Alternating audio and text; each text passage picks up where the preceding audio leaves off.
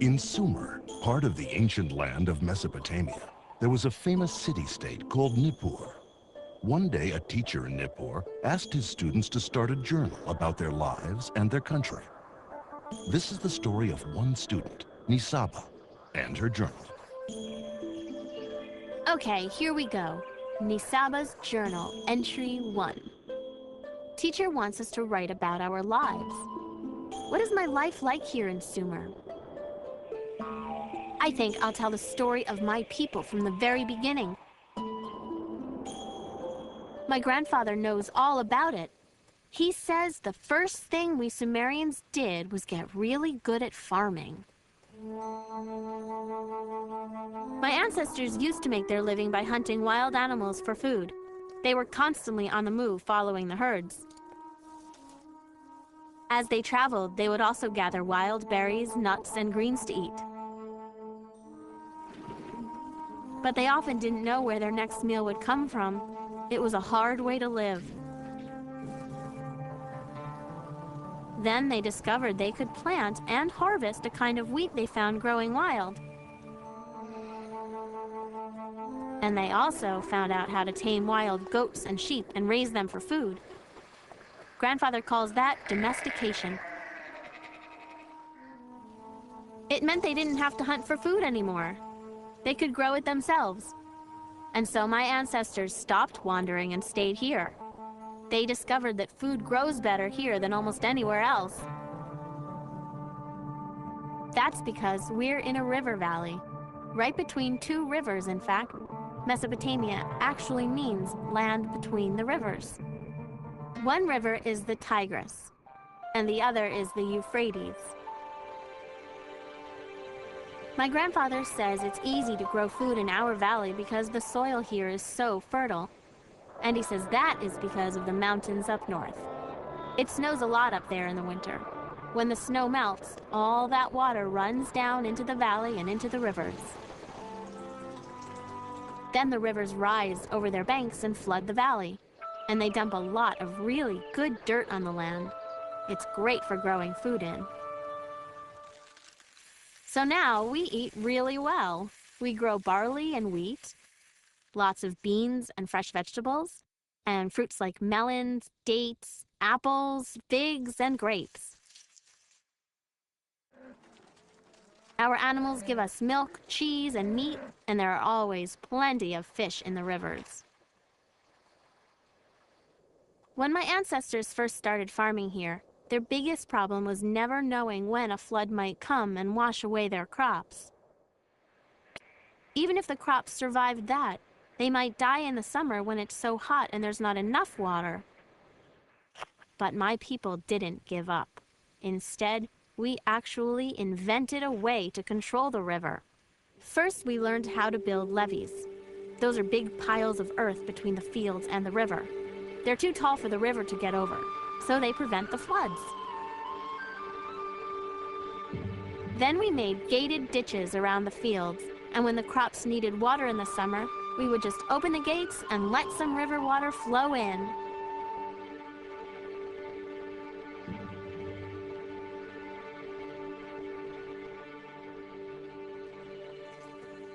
To plant our crops, we use a great tool called a plow. It's a Sumerian invention, and we use an ox to pull the plow, another of our great ideas. Some of our smartest people invented a calendar based on the moon and stars. My grandfather says nobody had ever thought of a way to measure time like that before. It helps us know when the floods will come. In our calendar, each year has 12 months, and each month has 30 days. Each month is represented by one of the constellations in the sky. They're called the zodiac. Our priests watch the zodiac to know which month it is. That way, they know when the floods from the mountains will arrive. We Sumerians also invented writing.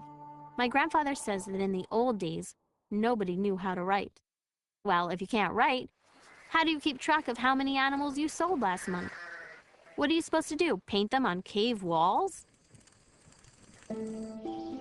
No, we're much more modern here in Sumer.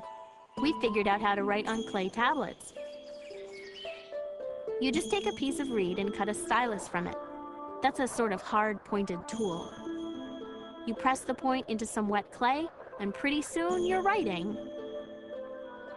Our style of writing is called cuneiform. With writing, you can keep records of everything you do. It's great because then you don't have to remember it all. You also can make things permanent when you write them down. For example, we were the first people to write down our laws. But this is maybe the best thing we invented: the wheel. You'd think somebody back in the old days would have thought of it sooner, but we were the first. Before carts and wheels, we used to just drag things around. That was hard. But like I said, we are very modern here in Sumer.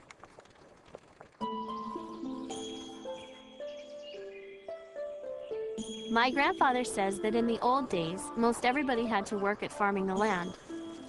But not anymore. We Sumerians got so good at growing food, some people could quit farming and let others grow enough for everybody. Of course, you had to be neighbors for that to work. So people settled down close to each other in villages. And the villages grew into city-states. Each city-state has its own king, and each one is sacred to one of the gods. My city-state is called Nippur. It's on the banks of the Euphrates River, and it's the most holy city in all of Sumer. Nippur is sacred to the god Enlil, our greatest god. His temple, the ziggurat, is right in the middle of the city. Our ziggurat is named Eduranki, which means the house binding heaven and earth. The ziggurat is a huge square building, sort of like a pyramid. It's made of several layers, or stories. As you go higher up, each story is smaller than the one below. The very top story is the temple, where the god lives.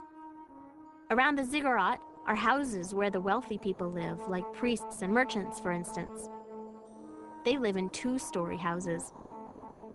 Further away from the temple are one-story houses where shopkeepers and craftspeople live. And beyond them live the farmers and fishermen. All the land outside the city belongs to the city-state too, but most people live inside the city walls. We are very good at making bricks out of mud. That's a good thing because there's a lot of mud here. We gather a bunch of mud, pat it into square molds, and bake the mud bricks in the sun until they're dry. We use them to make all of our buildings. Here's my house. My family lives in one of the two-story houses close to the ziggurat. That's because my dad works for the king. My mom runs the house. Our slaves do the actual work, but my mom supervises them. They prepare meals, keep the house clean, and do other household chores. Mother also weaves beautiful cloth to make clothing. Her cloth is made of fine wool from our own sheep.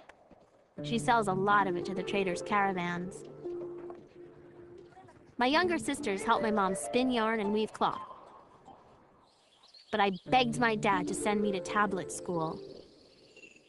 I'm learning to write so I can be a scribe. It's a really important job.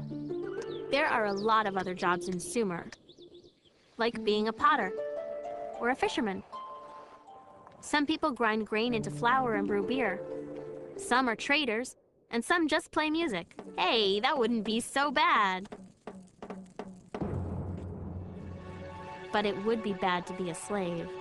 Some slaves were captured in war, and others became slaves because they owed money. They have to work for 3 years, often in the grain fields, and then they are set free. Besides the king and his family, the people with the highest positions are the priests. They care for the gods and make sure they're happy. That reminds me, I should write something about our religion. It plays a big part in our lives. We believe in 7 great gods of the earth, sky, sun, moon, salt water, fresh water, and wind. My city, Nippur, is protected by the god Enlil, the god of wind. We believe he lives in his temple on top of the ziggurat. We spend a lot of time praying to our gods. A lot of people even make a little statue of themselves praying and leave it in the temple. The statues keep on praying while the people go about their daily chores. Our priests hold ceremonies to honor the gods and offer them food twice each day. My older brother Shulgi is a priest in the ziggurat. Only priests are allowed inside. Shulgi reminds me of that every chance he gets. We believe the gods own the land and everything on it. So we give the gods everything we grow. Then the priests share it with all the people. They make sure everyone gets enough. Each city-state in Sumer has a king called an Ensi. We believe he was chosen by the gods to rule us, and that it was the gods who gave us our laws. Our king makes judgments when people have arguments. He's in charge of all our trade with other cities. He decides who gets to farm our fields. And he makes sure the gods' temples are in good repair and that all the right offerings are made. He's got a whole lot to do. So obviously, he needs other people to help him do it. My dad is one of them, and of course my brother helps because he's a priest. Maybe I'll work there too when I'm older. Scribes keep records on clay tablets of everything that happens each year. The king and the priests all work in the ziggurat. It's full of offices and workrooms and storage spaces. To support the king and the priests, our people pay taxes throughout the year. Usually, it's something like a couple of sheep or bags of grain. But there are taxes on almost everything. We get taxed on the livestock we own and on the fish we catch.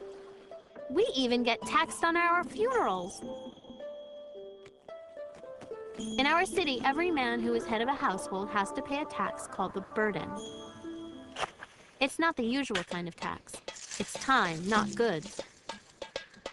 The men have to spend time working for the government, doing things that help or protect the city. For example, my uncle helped to harvest the barley crop. Other men have to go dig out the irrigation ditches to keep them clear.